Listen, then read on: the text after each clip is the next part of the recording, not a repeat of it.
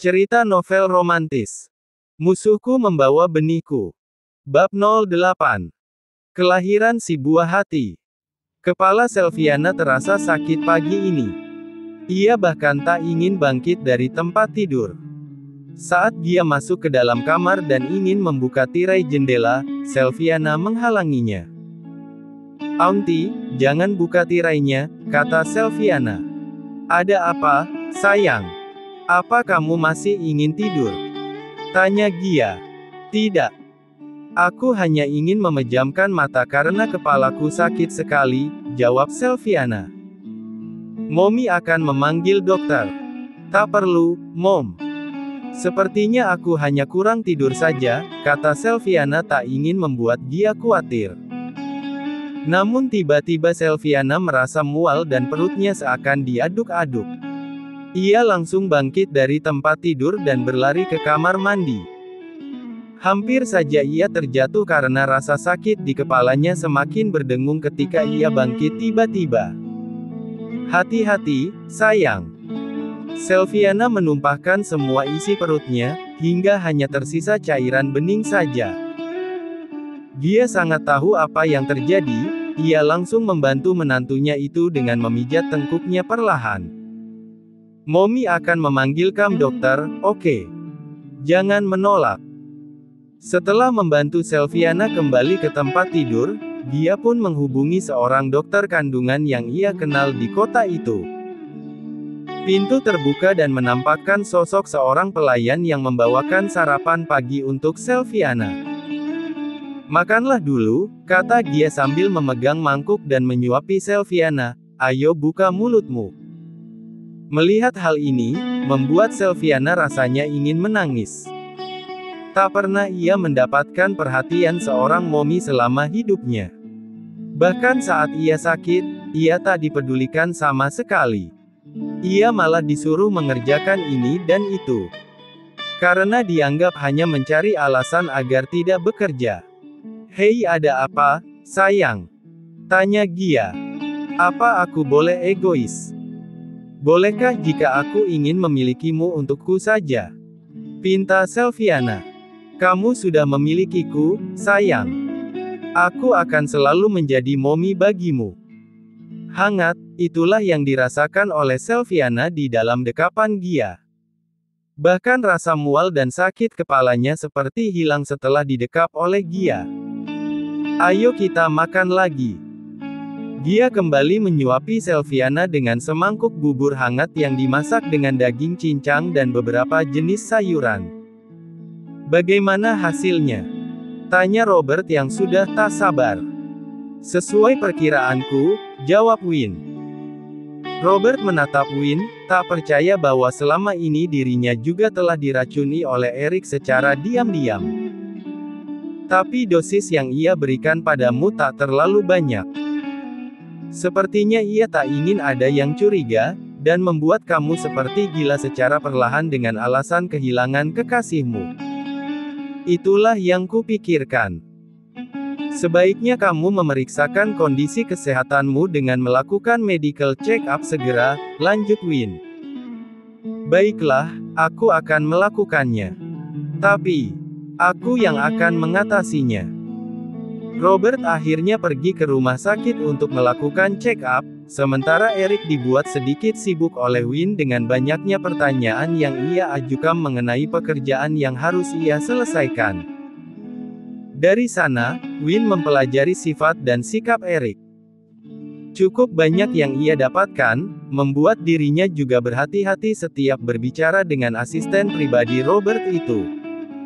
"Apa masih ada lagi yang ingin kamu tanyakan?" tanya Eric. "Tak ada, terima kasih atas semua penjelasan yang kamu berikan," jawab Win. Lah menyudahi semua pertanyaannya setelah mendapat pesan singkat dari Robert bahwa ia telah selesai melakukan medical check-up dan dalam perjalanan ke rumah. Hamil. Selviana memegang perutnya seakan tak percaya bahwa di dalam perutnya kini ada benih yang merupakan milik Robert. Ingin berteriak. Sangat. Ingin menangis. Namun air mata tak luruh ke pipinya. La mulai berpikir apa yang harus ia lakukan dengan benih yang ditinggalkan oleh Robert di dalam perutnya. Apa ia harus menggugurkannya? Tidak. Aku tak akan seperti Mommy yang pergi begitu saja meninggalkanku dengan Daddy. Batin Sylviana. Mommy ada bersamamu di sini, kata Gia sambil memegang bahu Sylviana dengan kedua tangannya. Auntie. Aku hamil, kata Sylviana. Ya, kamu hamil. Kamu akan menjadi seorang Mommy dan Mommy akan menjadi seorang grandma. Melihat Gia yang tampak begitu bahagia, rasanya tak mungkin jika saat ini Sylviana menangis. Ia tak ingin mengecewakan Gia yang telah begitu baik padanya. Ia tak pernah mendapatkan kasih sayang seperti ini dari siapapun. Auntie senang? Tanya Sylviana. Sangat senang sekali, jawab Gia. Meskipun ia sudah tahu sejak sebelum mereka bertemu, tapi Gia ingin Sylviana tahu bahwa ia sangat senang akan memiliki seorang cucu. Sylviana pun tersenyum tipis. Ia melanjutkan makan paginya dengan ditemani oleh Gia. Saat selesai dan Gia keluar untuk membawa nampan berisi mangkuk kosong itu, Sylviana terdiam sendiri sambil mengelus perutnya. Mommy akan menjagamu, sayang.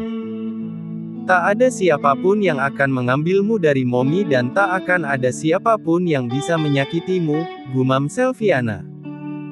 Robert masih satu tempat tinggal dengan Eric. Hal itu tak mungkin diubah karena Eric tentu akan curiga. Namun, Robert telah menyiapkan sebuah apartemen khusus untuk dirinya sendiri. Saat ini, Win turut tinggal bersama mereka karena Win dianggap sebagai pengganti Jimmy. Makan malam telah tersedia di atas meja.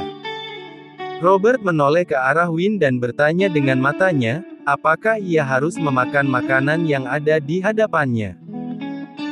Silakan dimakan, Tuan, kata Eric yang kemudian ikut duduk di sana.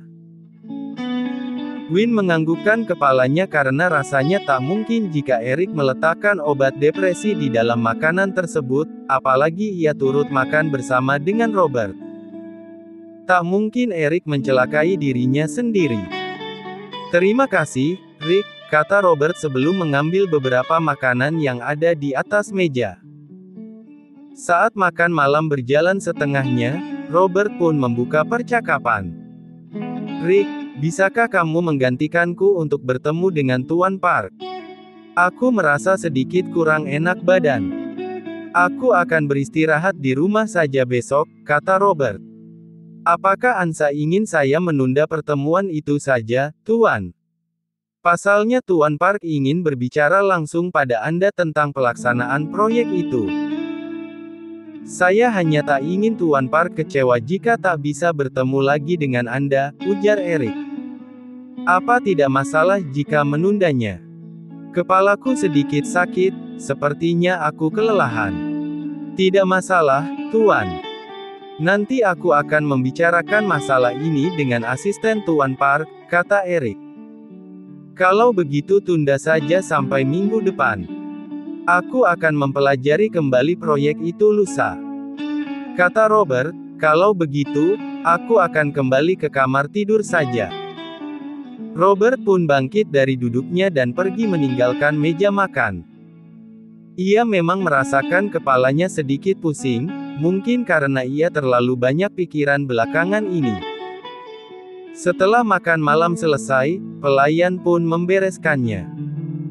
Win memperhatikan bahwa Eric makan sangat sedikit sekali, bahkan tak menyentuh minumannya.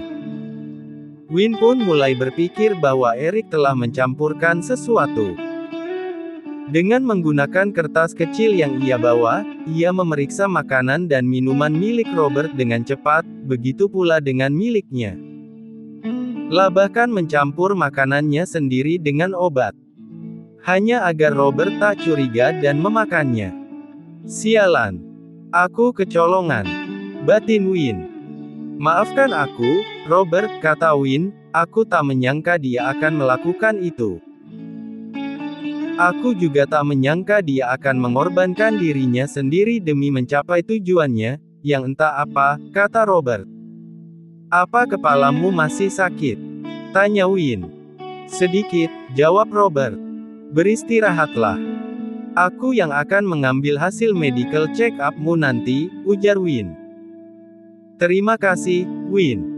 Oh ya, apa kamu sudah mendapatkan informasi tentang Selviana? Belum. Beberapa orangku masih mencari keberadaannya. Apa kamu tidak mengetahui sedikit pun lokasi spesifik di mana Jimmy menurunkannya? Robert menggelengkan kepalanya, aku tak tahu. Saat itu aku benar-benar tak peduli. Aku akan mengusahakannya, tapi yang terpenting hiduplah dengan baik. Terima kasih, Win. Rick, aku harus pergi dulu untuk mengambil beberapa barang milikku yang dikirim oleh keluargaku, kata Win pada Eric. Perlu bantuanku? Tanya Eric. Terima kasih, aku bisa melakukannya sendiri. Hanya beberapa barang kebutuhanku sehari-hari yang tak sempat aku bawa saat datang ke sini. Baik, pergilah. Aku akan menghandle semua pekerjaanmu. Oke, aku pergi dulu.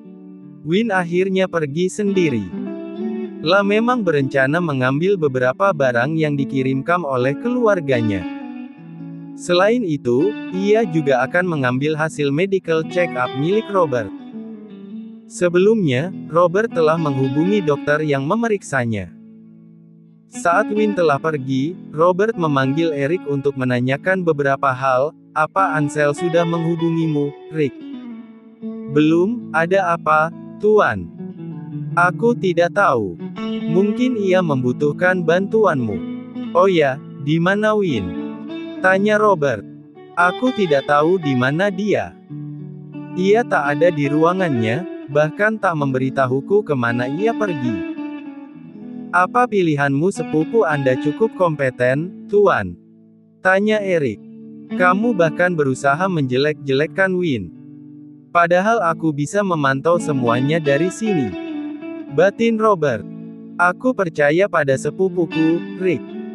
Mungkin dia masih harus banyak belajar, tapi kamu pasti bisa mengajarinya. Baik, Tuan. Aku sangat merindukan Jimmy. Ujar Eric. Apa kamu pernah menghubunginya? Tanya Robert. Tidak, Tuan. Baiklah, mungkin dia sedang sibuk mempersiapkan pernikahannya. Setelah menyerahkan beberapa berkas yang sudah ia tanda tangani pada Eric, Eric pun keluar dari ruang kerja Robert. Robert memeriksa berkas tersebut dan melihat beberapa coretan Robert. Ia berdecak kesal karena Robert masih saja teliti saat memeriksa dokumen, meskipun sudah tak ada Jimmy. Biasanya Jimmy lah yang membantu Robert. Aku akan menghancurkan perusahaan ini, seperti Tuan Lexi menghancurkan perusahaan dadiku, gumam Eric. Setelah mengetahui bahwa Robert juga terkontaminasi zat berbahaya seperti yang juga ada dalam dirinya Sin, Robert mulai memilah makanan dan minuman yang diberikan oleh Eric. Win mengatakan bahwa dengan dosis yang diberikan oleh Eric, memang butuh waktu yang jauh lebih lama untuk Robert bisa seperti Selviana. Eric sepertinya tak ingin ketahuan telah memberikan obat itu. 1 minggu, 1 bulan, 3 bulan berlalu. Robert telah pindah ke apartemen. Ia beralasan ingin sendiri. Robert mengizinkan Eric untuk tetap tinggal di mansionnya, tapi akhirnya Eric pun keluar dari sana dan tinggal di sebuah apartemen juga.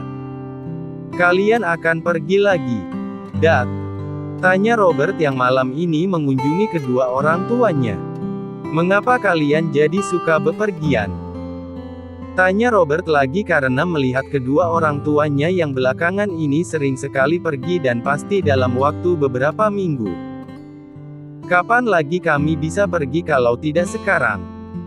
Anak-anak sudah mengurus perusahaan menggantikan kami, jadi kini giliran Dad dan Mom untuk menikmatikan. Jawab Lexi. Aku merindukan kalian, kata Robert tiba-tiba. La mendekati Gia dan mendekapnya. Gia membalas dekapan Robert. Sudah lama juga ia tak mendekap putranya itu. Tampak jiwa Robert bergetar karena menahan isakan tangis. Robert masih belum berani mengakui kesalahannya pada kedua orang tuanya. Ia bingung bagaimana mengatakannya dan dari mana ia harus memulainya. "Bolehkah aku tidur dengan Mommy malam ini?" tanya Robert. "Enak saja. Mommy akan tidur dengan Dad," ujar Lexi. "Semalam saja, Dad." "Pelit sekali," gerutu Robert. "Kamu itu sudah dewasa, tidak boleh tidur dengan Mommy lagi. Seharusnya kamu menikah dan tidur bersama istrimu," kata Lexi. "Daddy sudah tua, berbagi sedikit saja tidak mau," Robert masih saja menggerutu. Namun di dalam hati, ia seakan tertampar dengan perkataan Dad Lexi. Ia sudah menikah, bahkan sudah bercerai, tapi kedua orang tuanya tak pernah mengetahuinya. Selama 3 bulan ini, Win belum bisa menemukan keberadaan Sylviana. Selain karena kesibukannya, Sylviana seakan hilang di telan bumi. Hati Robert semakin gelisah memikirkannya. Rencananya, ia akan menghubungi Michael lagi untuk meminta bantuannya. Ia yakin Michael akan dengan mudah mendapatkan informasinya. "Aku akan menemani Robert, sayang. Jangan cemburu," kata Gia. Gia membisikkan sesuatu pada Lexi dan akhirnya Lexi pun menganggukkan kepalanya. "Semalam saja. Jangan minta lebih," kata Lexi yang kemudian melangkah ke dalam kamar tidurnya. Malam ini ia akan tidur seorang diri. Gia pun bersama Robert masuk ke dalam kamar tidur Robert. Wajah Robert tampak berbeda dengan wajah sebelum ia masuk ke dalam kamar tadi. "Ansel kemana, Mom?" tanya Robert yang tak melihat keberadaan adiknya itu. "Dia pergi menemui Nisa." "Nisa? Memangnya ada apa dengan Nisa?" tanya Robert lagi. "Mommy juga tak begitu tahu. Hanya saja Nisa selalu menghubungi adikmu. Mungkin ia butuh teman mengobrol," jawab Gia. Robert naik ke tempat tidur setelah membersihkan diri dan mengganti pakaiannya. Dia telah duduk di tempat tidur dan bersandar. "Apa kamu sedang banyak pikiran?" tanya Gia yang sebenarnya sangat tahu apa yang sedang dipikirkan oleh Robert. Lexi selalu memantau putra sulung mereka itu sejak Sylviana berada dalam pengawasan mereka. Robert merebahkan kepalanya di pangkuan sang mama dan menatap mominya itu. "Mom, apa Mommy akan marah jika aku melakukan kesalahan?" "Tergantung kesalahan apa itu. Jika kesalahanku sangat besar dan menyakiti perasaan Mommy, apa Mommy akan memaafkanku?" tanya Robert. Dia menghela nafasnya pelan. Ia memejamkan matanya kemudian mengusap rambut Robert. "Mommy tak akan marah padamu, tapi mungkin Mommy akan kecewa. Mommy menyayangimu, sangat menyayangimu. Kamu adalah kebahagiaan terbesar Mommy. Apa kamu akan tega menyakiti perasaan Mommy?" Robert seakan tak sanggup menjawab pertanyaan Gia. Ia memiringkan dirinya dan mendekap Gia erat. "Aku menyayangimu, Mom. Jika suatu saat nanti aku sampai menyakitimu, pukul dan marahi aku. Tapi, jangan pernah mendiamkanku. Aku tak akan sanggup menghadapi itu. Mommy adalah segalanya untukku," kata Robert dengan lirih. Dia merasa ingin sekali menangis saat mendengar perkataan Robert. Ia kembali mengusap rambut Robert, putra sulungnya, seseorang yang membuatnya bahagia karena pertama kali dipanggil dengan sebutan Mommy. "Mommy menyayangimu," dia mengecup kening Robert dan membiarkan putranya tidur di pangkuannya. Robert mengerjapkan matanya. Ia terbangun saat matahari sudah agak meninggi. Semalam ia merasa tidur di pangkuan ibunya, tapi saat ini ia hanya sendirian di dalam kamar tidurnya. Ia menatap langit-langit kamar dan pikirannya seakan kosong. Ia bingung mau memikirkan apa karena hatinya ikut terasa kosong. Dendam yang selama ini memenuhi hatinya, meluap begitu saja saat mengetahui kebenaran yang terjadi. Robert mengambil ponsel miliknya dan kembali menghubungi Michael. Ia melakukan hingga 2 kali panggilan, baru Michael menjawab panggilannya. "Mike, kamu menggangguku saja. Apa tidak tahu kalau aku sedang pusing?" ujar Michael dengan suara serak khas orang baru bangun tidur. "Bantu aku, Mike," pinta Robert. "Bantuan apa lagi? Bukankah aku sudah mengirimkan Win ke sana?" "Ia sudah lebih dari cukup untuk membantumu," kata Michael. "Bantu aku mencari keberadaan Sylviana," kata Robert. "Kamu masih mencarinya? Apa Win tak berhasil menemukannya?" Tak ada satupun informasi yang berhasil Win dapatkan. Wanita itu seakan hilang di telan bumi. Mungkin dia sudah mati. Bukankah dulu Eric memasukkan obat depresi dengan dosis besar? Mungkin saja ia telah mengalami overdosis, lalu komplikasi dan pada akhirnya meninggal, kata Michael yang saat ini sedang pusing luar biasa. "Aku yakin dia belum meninggal. Bantu aku, Mike. Aku mohon padamu. Setidaknya sebelum aku mati, aku ingin meminta maaf. Aku sangat bersalah padanya," kata Robert. "Memangnya kamu akan segera mati?" Pertanyaan Michael benar-benar membuat Robert berdecak kesal. "Jangan banyak bertanya, Mike. Bantu saja aku. Nanti aku akan membantumu kalau ada sesuatu yang kamu butuhkan," ujar Robert. "Membantuku? Membantu dirimu sendiri saja kamu minta bantuanku." Tak ingin berdebat panjang, apalagi Michael sedang pusing memikirkan pertunangannya dengan Nisa yang akan dilanjutkan ke jenjang pernikahan oleh keluarganya, Michael pun mengiyakan permintaan Robert. Michael sendiri sedang memikirkan rencana untuk menggagalkan rencana pernikahan tersebut. Usia kandungan Sylviana kini telah mencapai 8 bulan.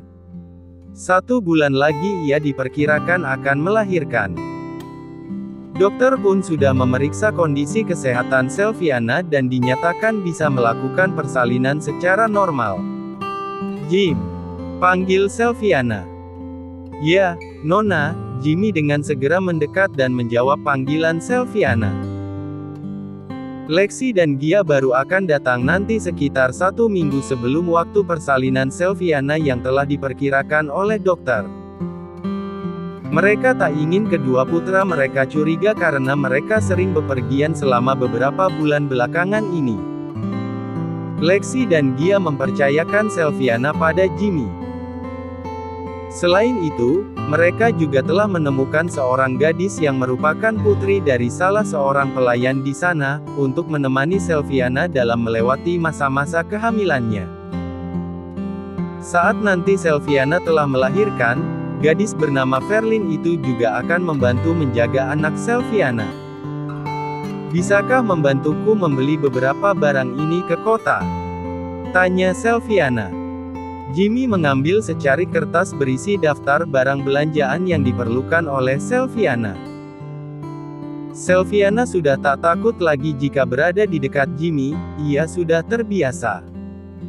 Bahkan kini jika ia tak melihat keberadaan Jimmy, Sylviana menjadi takut kalau Robert datang dan tak ada yang menjadi tameng baginya. "Baiklah, aku pergi dulu. Apa tak apa jika ku tinggal?" tanya Jimmy. "Ya, aku akan bersama dengan Verlin di taman belakang," jawab Sylviana. Setelah kepergian Jimmy, Sylviana langsung masuk kembali ke dalam dan duduk di teras belakang. Verlin yang baru selesai membuatkan secangkir teh pun mulai menyajikannya di hadapan Sylviana. "Biar aku memijit kaki Anda, Nona," kata Verlin. "Terima kasih, Lin. Apa tidak merepotkanmu?" "Tentu saja tidak. Aku akan melakukan apapun yang Anda minta, Nona." Sylviana mengangkat kakinya yang sedikit membengkak. Jika ia terlalu banyak berjalan, kakinya akan langsung membengkak. Verlin memijat bagian bawah kakinya. "Kapan perkiraan persalinan Anda, Nona?" tanya Verlin. Sekitar 1 bulan lagi." Jawab Selviana, tapi aku merasa sedikit aneh akhir-akhir ini, bayiku tak bisa diam. Ia seakan selalu berputar-putar di dalam perutku, membuatku tak nyaman, jawab Selviana. Apa tidak sebaiknya kita ke dokter saja untuk memeriksakan hal itu, Nona? Baru saja Verlin mengajukan pertanyaan, Selviana kembali merasakan sesuatu di perutnya. Ia benar-benar tak nyaman dengan pergerakan bayinya. Hingga ia merasakan sesuatu mengalir di pangkal pahanya. Lin, aku ngompol, kata Selviana. Verlin yang sudah mempelajari tanda-tanda melahirkan, membulatkan matanya. Ia langsung berlari ke arah dalam dan memanggil supir yang telah disediakan oleh Lexi dan Gia. Ia tahu Selviana sedang meminta Jimmy pergi membeli sesuatu, jadi tak mungkin meminta bantuan Jimmy. Aku bantu, Nona. Verlin kembali ke teras belakang dan membantu Selviana untuk bangun. Ada rasa takut dalam diri Selviana saat ini, karena ini seharusnya belum waktunya ia melahirkan. Beberapa pelayan yang tadi dipanggil oleh Verlin pun turut membantu. Mereka langsung membantu Selviana duduk di dalam mobil, kemudian membawa tas khusus yang telah disiapkan oleh Gia jika Selviana akan melahirkan. Perut Selviana semakin sakit dan rasanya ada sesuatu yang ingin ia keluarkan.